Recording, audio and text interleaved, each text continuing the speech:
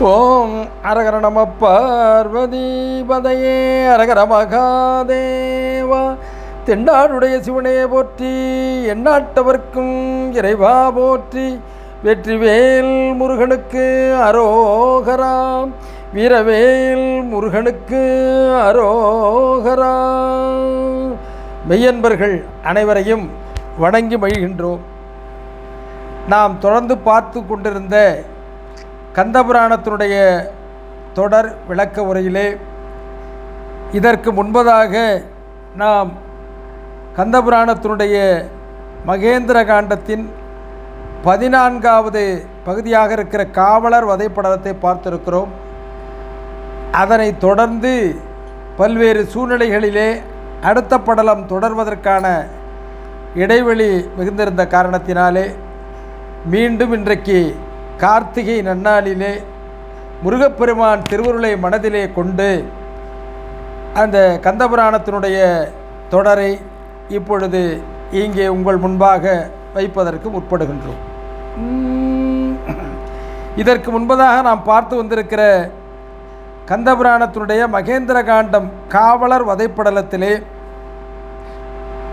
ஒளிரும் வேலை கையில் கொண்ட சிறப்பு மிக்க முருகப்பெருமானுடைய திருவடிகளை மனத்திலே எண்ணிய வீரபாகு விண்ணுக்கும் மண்ணுக்கும் பேருருவமாக, அதாவது விண்ணுக்கும் மண்ணுக்குமாக பேருரு விஸ்வரூபம் என்று சொல்லக்கூடிய பெருவுருவம் கொண்டு விளங்கினார். அந்த பேருருவத்தின் தோற்றத்தின் காரணமாக பூமியில் இருக்கின்ற இயற்கையெல்லாம் மாறுபட்டது. கடல் நீர் பொங்கி எழுந்து வீர மகேந்திரபுரம், இந்த சூரன் ஆளுகைக்கு உட்பட்டிருக்கிற வீர மகேந்திரபுரத்தை எல்லாம் சூழ்ந்திருக்கிறது. அசுரர்களெல்லாம் இதனை கண்டு அஞ்சி ஓடினார்கள். வீரபாகு அசுரப்படைகளை சின்ன பின்னமாக்கி சிதைத்து அடித்தார். முன்பு எண்ணியதைப் போல முதலில் அந்த வீர மகேந்திரபுரியினுடைய அத்தானி மண்டபத்தை அழித்து அதன் பிறகு அசுரரத நகரை அழிக்க முற்பட்டார் வீரபாகு என்பதோடு இதனுடைய முற்பகுதி நிறைவேற்றிருக்கிறது. அதனைத் தொடர்ந்து இன்றைய தினம் நகர் அழிப்படலம் 15வது படலமாக இருக்கிற மகேந்திர காண்டத்திலே நகர் அழிபடலத்தை தொடர்ந்து பார்ப்போம். வீர கடலை அணிந்திருக்கிற கால்களை உடைய வீரபாகுத்தேவர் அசுரன் இருக்கின்ற அத்தானி மண்டபத்தை அழிக்க எண்ணி தன் முன்பு இருந்த 500 யோசனை அகலமும் 1000 யோசனை உயரமும் கொண்ட செய்குன்றம், பெரிய உயர்ந்த மலைச்சிகரங்களை கொண்டிருக்கிற ஒரு செய்குன்றத்தை பார்த்தார். அதை அப்படியே பெயர்த்து எடுத்து அந்த வீர மகேந்திரபுரியை நோக்கி அத்தானி மண்டபத்தை நோக்கி வீசி எறிந்தார். அந்த செய்குன்றத்தை வீசி எறிகிற போது இடிமுழக்கம் போல் கேட்ட ஓசை அசுரர்களின் செவிகளில் விழும் முன்பாக அத்தானி மண்டபத்தின் மீது அந்த செய்குன்றமானது பல சிகரங்களுடைய குன்றுகளோடு அங்கே விழுந்து அது என்னவானது என்பதை ஒரு பாடல் வழியாக இங்கே கச்சியப்ப சிவாச்சாரியார் விளக்கி அருளுகிறார். அதனை இப்பொழுது இங்கே காண்போம். வார்தரு கடல்கால் வீரன் வானுறும் ஏறும் உட்க ஆர்த்திடு துழனியேகி அரசன் மேவிய அத்தானி சேர்த்தவர் கண்ணத்தோடு செரியும் முன் எரிதலுற்ற பேர்த்திடு செம்பொன் வேரம் பேரவை மிசையுற்றன்றே. வாரினால் கட்டப்பட்டிருக்கிற வீர கடல்களை உடைய அந்த வீரக்கடல்கள் அணிந்திருக்கிற கால்களுடைய வீரபாகுத்தேவர் வானிலுள்ள இடியும் அஞ்சும்படியாக ஆரவாரம் செய்கின்ற ஓசையோடு அந்த செய்குன்றத்தை எடுத்து பெயர்த்து அத்தானி மண்டபத்தின் மீது வீசி எறிந்தார். இவ்வாறு எரிந்த செய்குன்று சூரபன்மன் அவனதுடைய மைந்தர்கள் அவன் வாழ்கின்ற இடம், வேறு சிலர்கள் இருக்கிற இடம் தவிர மற்ற இடங்களையெல்லாம் அந்த செய்குன்றம் விழுந்து அழித்தது என்று குறிப்பிடுகின்றார். அந்த செய்குன்றம் இடியோசையோடு அங்கே விழுந்தோன்னே அந்த சூரபதுமன் இருக்கிற இடம், அவருடைய மைந்தர்கள் மற்றும் முக்கியமான சிலர் இருக்கிற இடத்தை தவிர மற்ற இடங்களையெல்லாம் அந்த பெயர்த்தெடுத்து வீசி அந்த செய்குன்றமானது அழித்து சிதைத்தது. அது மட்டுமல்லாது இதை பார்த்த உடனே அந்த சூரபன்மன் வீரபாகுனுடைய செயலை எண்ணி இப்பேற்பட்ட வீரனா என்று எண்ணி மனம் கலங்கி தனது அருகில் நின்றிருக்கிற 500 முகங்களும் 1000 தோள்களும் கொண்டிருக்கிற 1000 அசுர வீரர்களை அனுப்பி அவர்களை தன் முன் தூதுவனாக வந்திருக்கிற வீரபாகுவை இழுத்து கொண்டு வாருங்கள் என்று பணித்தார்.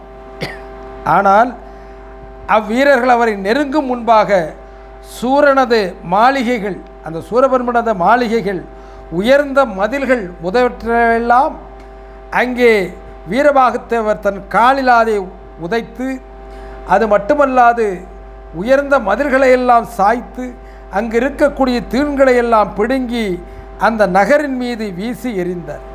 இப்படி இன்னும் இருக்கிற அந்த செய்குன்றங்கள், சின்ன சின்ன சின்ன செய்குன்றங்களையும் வீசி அந்த அத்தாணி மண்டபத்தின் மீது எறிந்தார். அவை அத்தனையும் அங்கே சென்று விழுந்து ஒரே புழுதி மண்டலமாக இருந்தது. அசுரர்கள் பயந்து ஓடினார்கள். விழுந்ததினாலே பல அசுரர்கள் மாண்டார்கள். அங்கே இரத்தம் பெருக்கெடுத்து ஆறாக ஓடி புழுதியாக தோன்றியது. அப்படிப்பட்ட வீர மகேந்திரபுரியினுடைய பழமையான செல்வங்கள் முழுதுமாக அழியும்படியாக வீரபாகுத்தேவர் செய்திருக்கிறார். இந்த நேரத்திலே அந்த அசுரன் அனுப்பியிருக்கிற அந்த வீரர்களெல்லாம் இவனுடைய அந்த வீரபாகுத்தேவரை பிடிப்பதற்காக அங்கே வருகிற அந்த நேரத்திற்கு முன்பாகவே வீரபாகுத்தேவர் தன்னுடைய ஆற்றலினால் அனைத்தையும் அழிப்பதற்கான வேலைகளை எல்லாம் அங்கே செய்து நிறைவேற்றிவிட்டார் என்றே சொல்ல வேண்டும். அப்படிப்பட்ட நிலையிலேதான் அதையும் ஒரு பாடல் வழியாக இங்கே கச்சியப்ப சிவாச்சாரியார் விரட்டியார் கொள்கிறார். மலிர்ந்த சீர்த்தி மகேந்திர மாபுரம் அலைந்து தொல்லை திரு முழுதற்றதா மெலிந்திடும்படி விண்ணவர் தம்மேல நலிந்தவன் வள்ளம் நன்றுருமே கோல மலிந்த சீர்த்தி மகேந்திர மாபுரம் மிகுந்த புகழையுடைய அழகிய வீர மகேந்திரபுரத்திலே அலைந்து தொல்லை திரு முழுதுமற்றதான் உள்ள பழமையான செல்வங்கள் முழுதும் அலைக்கழிக்கப்பட்டு விட்டது. எல்லாம் போயிடுச்சு. மெலிந்திடும்படி விண்ணோர்கள் தம்மெல்லாம் தேவர்களையெல்லாம் உள்ளம் வருந்தும்படி துன்புறுத்தினான் அல்லவா இந்த சூரபதுமன். அதனுடைய செயல் காரணமாக நலிந்த வண்ணம் வன்வளம் நன்றுருமே கொலாம் தேவர்களையெல்லாம் சிறையில் அடைத்து துன்புறுத்திய காரணத்தினாலே சூரபன்மனுடைய செல்வங்கள் நன்றாக இருக்குமோ? இருக்காது. அவை அத்தனையும் கிட்டத்தட்ட அழிகின்ற நிலைக்கு தள்ளப்பட்டது என்று சொல்லுமா போல அங்கே நிகழ்ந்தது என்பதை அங்கே அற்புதமாக அங்கே காட்டுகிறார். அதாவது அழிவினுடைய விளிம்பிலே அந்த சூரபதுமனுடைய நகரானது இருந்தது என்பதை தெள்ளத் தெளிவாக இதன் வழியாக காட்டுகிறார். இதனைத் தொடர்ந்து இந்த படலத்தை நிறைவு பெற்றது. இதனைத் தொடர்ந்து சகத்திரவாகுகள் வதைப்படலம் என்கிற அடுத்த படலத்தோடு 16வது அடுத்த படலத்தோடு மீண்டும் கந்தபுராணத்தினுடைய தொடரை பார்ப்போம் என்பதாக சொல்லி உங்களிடம் அன்புடன் நன்றி கூறி விடைபெற்றுக் கொள்வது நன்னிலம் ஞானசேகரன். நன்றி, வணக்கம். நம பார்வதிபதையே அரகர மகாதேவா. தென்னாருடைய சிவனே போற்றி, எண்ணாட்டவர்க்கும் இறைவா போற்றி. வெற்றிவேல் முருகனுக்கு அரோகரா, வீரவேல் முருகனுக்கு அரோகரா. ஆறிரு தடந்தோள் வாழ்க, அருமுகம் வாழ்க, வெற்பை கூறுசை தனிவேல் வாழ்க, குக்குடம் வாழ்க, செவ்வேள் ஏறிய மங்கை வாழ்க, ஆனைதன் அணங்கு வாழ்க, மாறிலா வள்ளி வாழ்க, வாழ்க சீரடியார் எல்லாம் அடியார் எல்லாம் வாழ்க, வாழ்க சீரடியார் எல்லாம்.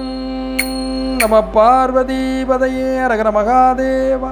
தென்னாருடைய சிவனை போற்றி, எந்நாட்டவர்க்கும் இறைவா போற்றி. வெற்றிவேல் முருகனுக்கு அரோகரா. மீண்டும் அடுத்த படலத்தோடு சந்திப்போம். நன்றி, வணக்கம்.